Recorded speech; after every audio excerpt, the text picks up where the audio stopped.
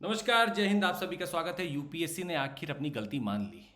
सबसे बड़ी बात थी कि जब पूजा खेड़कर का एपिसोड सामने आया तब यूपीएससी को समझ में आ चुका था कि इस बार शायद कुछ बदलाव लाने पड़ेंगे। आप सारे सर्टिफिकेट्स ले लेते हो बिना वेरीफाई किए, आप लोगों को रैंक दे रहे थे। सबसे बड़ा तब विवाद उठा जब एक नहीं दो नहीं काफ़ी ऐसे सर्टिफिकेट्स आ रहे थे जो फिजिकल डिसेबिलिटी दिखाते हुए सर्विस में घुस गए। दूसरा जो इस बार का सबसे बड़ा विवाद है वो यही है कि आपने आंसर की गलत दी है और दो तीन क्वेश्चन आपने डिलीट कर दिए, तीन क्वेश्चन आपने डिलीट कर दिए, बाकी के कुछ के आंसर अभी भी विवाद में है। और थर्ड जो अभी चेंज आ रहा है वो आ रहा है कि आपने एप्लीकेशन प्रोसेस अब चेंज कर दिया। आखिर ऐसा क्यों हुआ होगा हम आपको बता दें।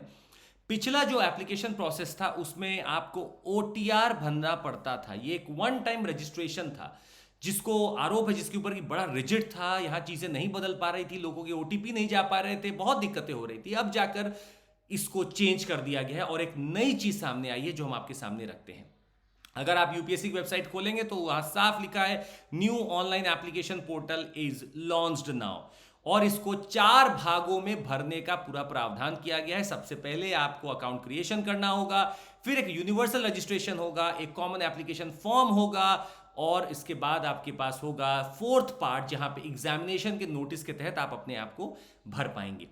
खैर, ये पॉइंट तब इंपॉर्टेंट हो जाता है जब ये सवाल पता चल जाए हमें, या इसका जवाब पता चल जाए कि क्या मैं अपने डिटेल्स को चेंज भी कर पाऊंगा। तो अभी हम इसको बस आपको बता दे रहे हैं प्रोसेस क्या है। सबसे पहला प्रोसेस है कि आप जब जाएंगे upsconline.nic.in पर तो वहां पे आपको 4 छोटे छोटे पार्ट्स दिखेंगे, जिसका पहला पार्ट बोलता है क्रिएट अकाउंट एंड लॉगिन। आपको पहले एक अकाउंट बनाना अनिवार्य है। अकाउंट आप दो चीज से बना सकते हैं, दोनों ही यूज होंगी। एक ईमेल आईडी जो आपकी यूज होगी और दूसरा यूज होगा आपका मोबाइल नंबर। जी हां, एक चीज यहां याद रखिएगा, मोबाइल नंबर ईमेल आईडी आपकी हो ये डिक्लेयर करते हैं आप। You have to declare that the above email ID and the mobile number that you are mentioning is your, और आप किसी और का नहीं कर रहे हो और आप इनसे कोई और आईडी नहीं बनाए हो, तभी आपका ये आईडी मान्य होगा। तो मतलब एकदम एक ट्रांसपेरेंट प्रोसेस के लिए, ताकि डुप्लीकेशन ना हो, ये किया जा रहा है। तो आप जब तक अकाउंट नहीं बनाएंगे आप आगे के स्टेप्स में नहीं जा पाएंगे। सेकेंड स्टेप यहां पर है कि यूनिवर्सल रजिस्ट्रेशन, जिसमें कि आपको 4 चीजें भरनी होंगी। अपने आइडेंटिटी प्रोफाइल में आप जाकर अपने नाम, first name, middle name, last name भर सकते हैं। आप अपने पिताजी का नाम, माताजी का नाम, सारी यूनिवर्सल रजिस्ट्रेशन की चीजें देंगे। आप मैट्रिकुलेशन या बोर्ड प्रोफाइल देंगे, आप आधार देंगे अपना, और हम आपको दिखा दें कुछ चीजें। मैट्रिकुलेशन डिटेल आपको देना है, आधार नंबर, मोबाइल नंबर देना है। याद रखिएगा, if you choose not to use your Aadhaar, आप कोई भी दूसरा वैलिड या गवर्नमेंट आईडी दे सकते हैं, बट इस फॉर्म में लिखा हुआ है कि इट इज प्रिफरेबल कि आप आधार को यूज करिए। ये प्रिफरेबल है कि आप आधार को यूज करें, उससे बेहतर रहेगा। तो आप जब अपना यूनिवर्सल रजिस्ट्रेशन करेंगे तो इसमें नाम, middle name, first name, last name, ये सब होगा।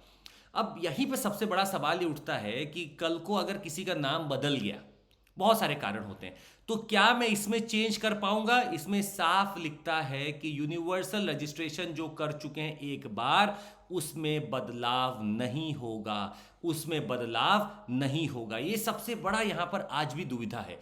ओटीआर में भी यही था, यहां पर भी यही दुविधा है। यूपीएससी को समझना चाहिए कि नाम, अगर आदमी 4 अटेम्प्ट 3 अटेम्प्ट दे रहा है तो जरूरी नहीं कि उसका नाम बराबर ही रहे, उसका नाम बदल सकता है, शादी हो गई हो, उसका मन नहीं हुआ रजिस्ट्रेशन में कि मैं अपना लास्ट नेम लगाऊं, बहुत सारे कारण हो सकते हैं। तो ये कॉलम हमें कहीं देना चाहिए था, जो इसमें हमें मिसिंग लग रहा है अभी भी।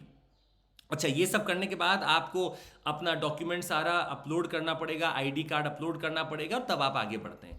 जब तक आप यूनिवर्सल रजिस्ट्रेशन नहीं करते तब तक आप आगे नहीं बढ़ सकते। आगे क्या था मेरा? Common application form. यहां देखिए, आपको सारी जो चीजें कॉमन एप्लीकेशन फॉर्म की हैं, इसमें आपका पर्सनल प्रोफाइल, पेरेंट्स का profile, social category profile, disability profile, address, educational profile, employment experience profile, achievements, previous UPSC examination profile और फोटो सिग्नेचर। मतलब जो आपके ठीक डैफ में आती है ना, डिटेल एप्लीकेशन फॉर्म में, उसको आपको यहां भरना है। पर्सनल प्रोफाइल में वो आपकी सारी डिटेल ले लेंगे, पेरेंटल प्रोफाइल में सारी डिटेल ले लेंगे, सोशल कैटेगरी प्रोफाइल में सारा सोशो इकोनॉमिक डिटेल लेंगे, डिसेबिलिटी प्रोफाइल में साफ पूछेंगे कि अगर आप फिजिकली डिसेबल हैं तो किस कैटेगरी के हैं, आपका एड्रेस परमानेंट और करस्पॉन्डेंस, आपका एजुकेशनल प्रोफाइल कहाँ तक है, आपका एम्प्लॉयमेंट हुआ कि नहीं हुआ, अगर हुआ तो उसका एक्सपीरियंस डालिए, अचीवमेंट आपके क्या है, क्या आपको कोई अवार्ड मिला है, कोई आपको सर्टिफिकेट मिला है, और क्या आपने कभी भी एग्जामिनेशन यूपीएससी का दिया है तो फॉर्म भरा है, और फोटो सिग्नेचर के साथ ये सारी चीज़ें आपकी कॉमन एप्लीकेशन फॉर्म में आती है। तो ये जो कॉमन एप्लीकेशन फॉर्म है इसका ठीक ठाक इंस्ट्रक्शन दिया होगा और उसके आधार पर ही आपको भरना है, और यहां पे भी जो चीज़ें आप भरेंगे वो लॉक कर दी जाएंगी। अब आता है चौथा स्टेप। चौथे स्टेप में आपको बता दें ये लोग सिर्फ और सिर्फ एग्जाम नोटिस देंगे, जैसे फिलहाल नेशनल डिफेंस एकेडमी का पड़ा हुआ है, कंबाइंड डिफेंस सर्विस एग्जामिनेशन का पड़ा हुआ है, और यहां पे जाकर लोग अप्लाई कर सकते हैं, यहां पर जाकर लोग अप्लाई कर सकते हैं। तो जो भी पड़ा रहेगा ना वो लिंक सक्रिय हो जाएगा, जो आपका एग्जामिनेशन एक्टिव होगा वो सक्रिय हो जाएगा, उस पर क्लिक करके सारी की सारी डिटेल्स जो आपने भरी हैं वो वही की वही आ जाएंगी। बस यहां पर आपको एप्लीकेशन सबमिट करना है, जो फी है वो आपको सबमिट कर देना है, बाकी सारा प्रोसेस तो आपने पहले ही भर रखा है।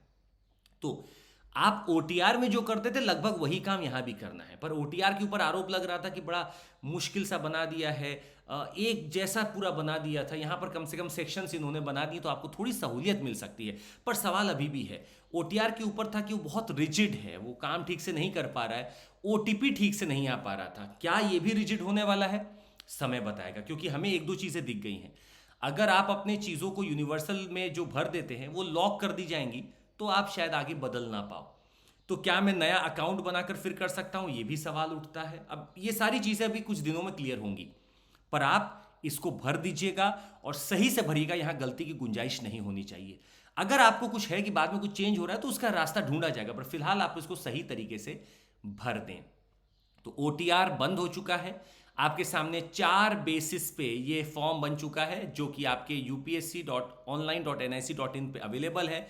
आप यहां पर जाएं और तुरंत इस फॉर्म को भर दें, और कोई भी एग्जाम आएगा उसमें आपका ये लिंक एग्री या लिंक सक्रिय हो जाएगा, आप वहां पे जाकर इसको भर सकते हैं। फिर आज के लिए इतना ही। आपको बता दें कि अगर आपको जुड़ना है हमारे साथ तो 19999 में पूरा कोर्स आपको मिल रहा है। सीएमसी कोड इस्तेमाल करिए, जुड़ जाइए हमारे साथ, पूरा कोर्स प्लस 12 महीने तक का एक्सटेंशन, और बेहतरीन टीचर से आप पढ़ेंगे। मेंस एनरिचमेंट प्रोग्राम भी हमारा चालू होने वाला है, आप जुड़ सकते हैं। साथ ही में आपको बता दें हमारे बाइलिंगुअल हिंदी इंग्लिश बैचेस भी हैं, 31 में कल से चालू हो रहे हैं, अभी फायदा है, जुड़ जाइए। और हमारे ऑप्शंस भी चालू हो रहे हैं सब, आपको जो लगता है, जहां लगता है बेहतर ऑप्शन चुनना चुन के ले लीजिए। प्लस हमारे फायदे बहुत हैं सर, आप आइकॉनिक लेते हैं ना तो आपको मेंटरशिप सपोर्ट भी मिल जाता है, वो भी आप ले सकते हैं। आज के लिए बस इतना ही, मिलते रहेंगे आपसे, बाय, टेक केयर, जय हिंद, आपका दिन शुभ हो।